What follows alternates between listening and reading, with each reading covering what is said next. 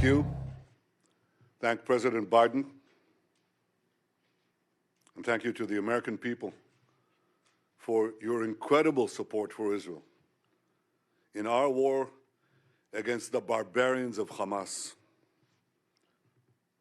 I thank you in English. I want to thank you in Hebrew as well. אני רוצה להודות למזכיר המדינה בלינקן, לנשיא ביידן ולעם האמריקני על התמיכה הכבירה שלהם במלחמה שלנו נגד הברברים של החמאס.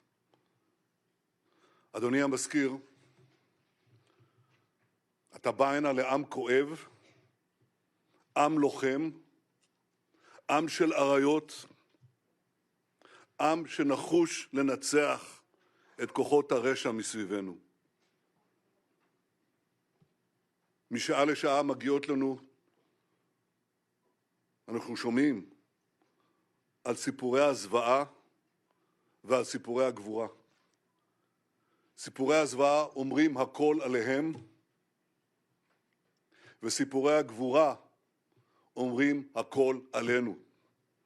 והגבורה הזאת תנצח. Mr. Secretary, your visit is another tangible example of America's unequivocal support for Israel. Hamas has shown itself to be an enemy of civilization. The massacring of young people in an outdoor music festival, the butchering of entire families, the murder of parents in front of their children and the murder of children in front of their parents, the burning of people alive, the beheadings, the kidnappings of a young boy, not only kidnapped, molested, hurt, attacked, and the sickening display of celebrating these horrors, the celebration and glorification of evil. President Biden was absolutely correct in calling this sheer evil. Hamas is ISIS, and just as ISIS was crushed, so too will Hamas be crushed. And Hamas should be treated exactly the way ISIS was treated. They should be spit out from the community of nations. No leader should meet them. No country should harbor them. And those that do should be sanctioned. Tony, my friend, I say to you, I say to all of us, there will be many difficult days ahead. But I have no doubt that the forces of civilization will win. And the reason that's true is because we understand what is the first prerequisite of victory. It's what you just said in our meeting. Moral clarity. This is a time, a particular time, a special time, that we must stand tall, proud, and united against evil. Tony, you are taking that stand. America is taking that stand. Thank you for being here today. Thank you, America, for standing with Israel today, tomorrow, and always.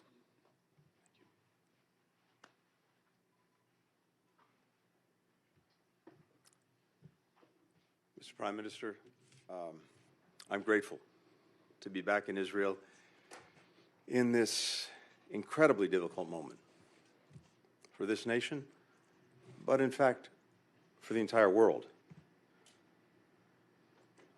If you'll permit me, personal aside, I come before you not only as the United States Secretary of State, but also as a Jew. My grandfather, Maurice Blinken, fled pogroms in Russia.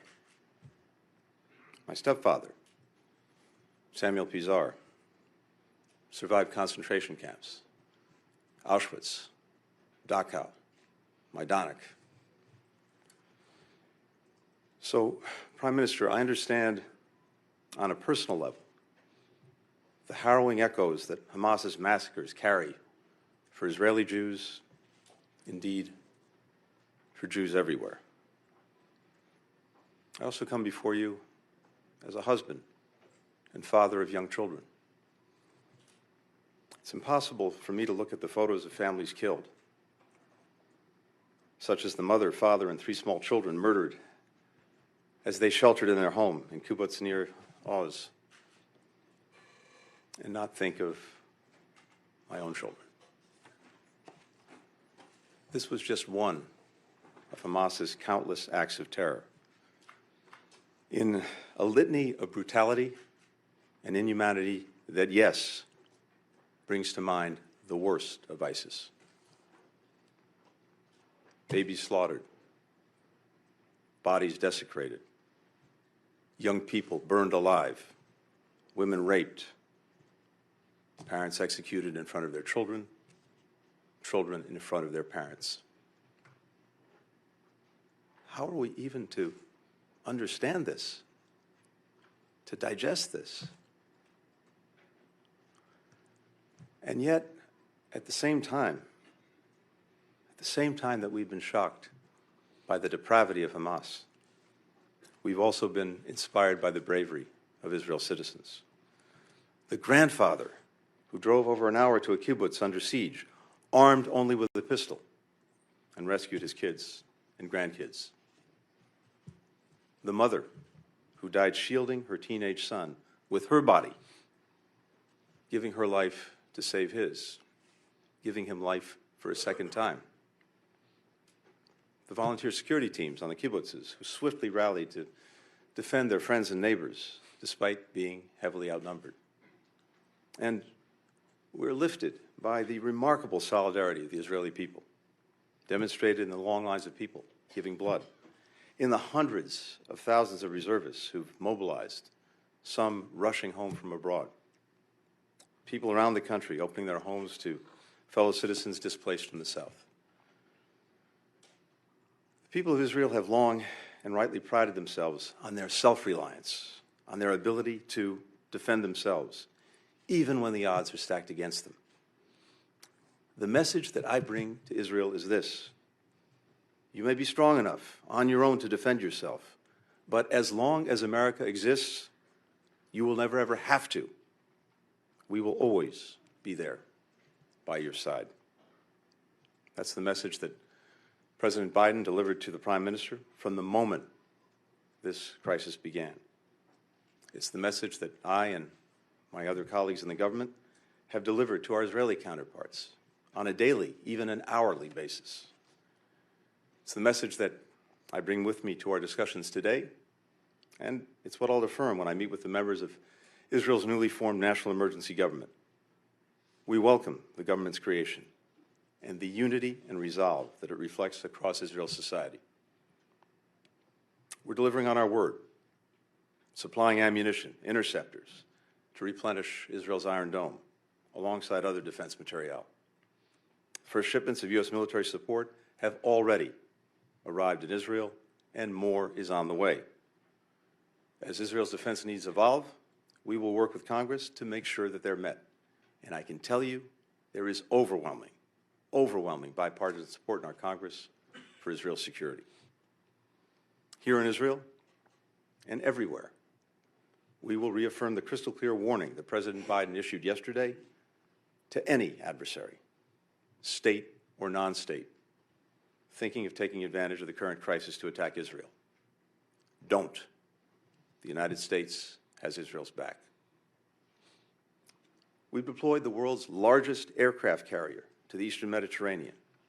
We bolstered the presence of U.S. fighter aircraft in the region. We're providing other support as well. We continue working closely with Israel to secure the release of the men, women, children, elderly people taken hostage by Hamas. We're pursuing intensive diplomacy throughout the region to prevent the conflict from spreading, and I'll be doing that over the course of my trip in the coming days. Too often in the past, leaders have equivocated in the face of terrorist attacks against Israel and its people.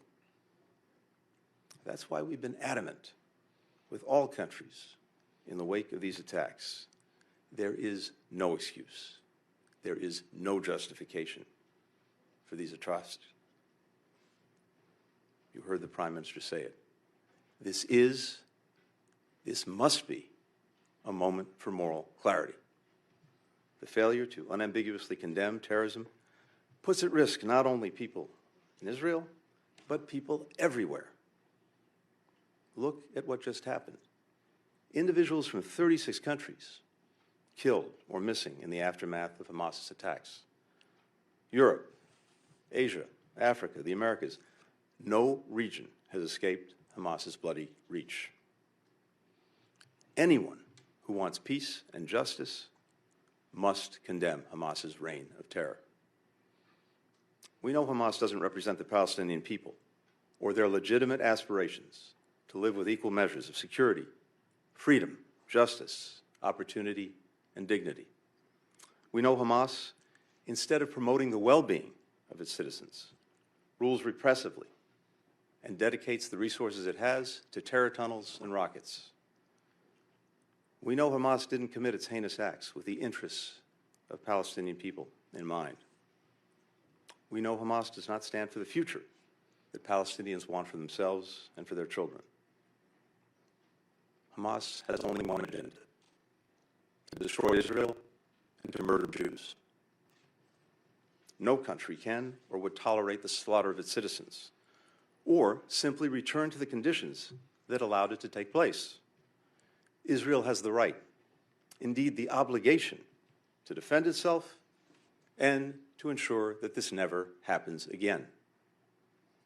As the Prime Minister and I discussed, how Israel does this matters. We democracies distinguish ourselves from terrorists by striving for a different standard, even when it's difficult, and holding ourselves to account when we fall short. Our humanity, the value that we place on human life and human dignity, that's what makes us who we are.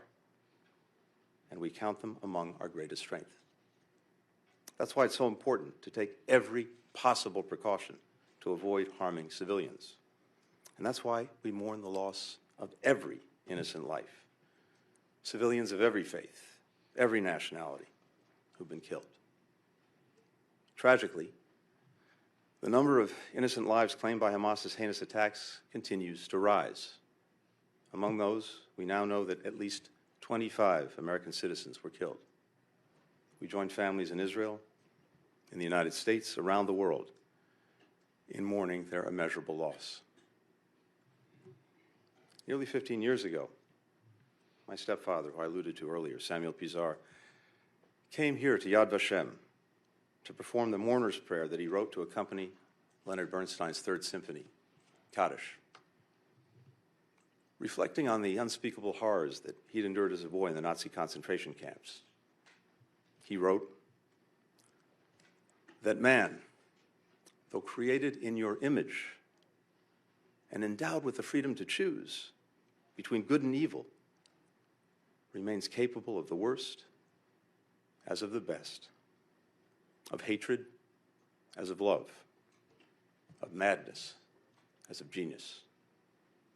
In this moment, where evil, hatred, and madness have once more taken so many innocent lives, we must stand together, resolved to confront what is worst among humanity with what is best.